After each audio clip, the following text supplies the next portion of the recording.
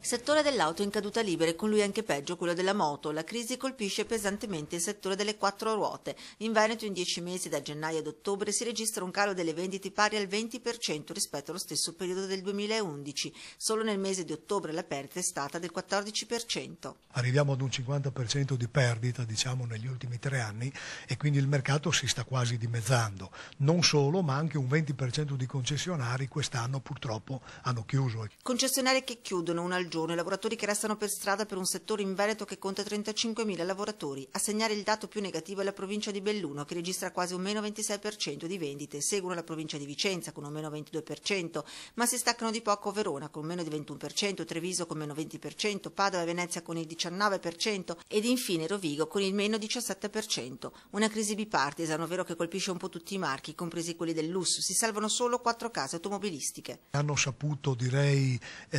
sviluppare i prodotti, dare garanzie più lunghe e avere un prezzo più basso rispetto agli altri concorrenti nel mercato. Tassa sul lusso, ma anche incrementi sul bollo, rincaro della benzina, l'aumento dell'IVA e via dicendo stanno scoraggiando le famiglie venete a cambiare l'auto nonostante le offerte delle case automobilistiche. Famiglie che se devono investire non spendono nell'acquisto di un'auto anche se usata, tanto che anche l'usato in questi mesi ha subito un calo quasi del 10%. Nel 2014 dovremo vedere un mercato che almeno non continua a perdere ma potrebbe cominciare a risalire.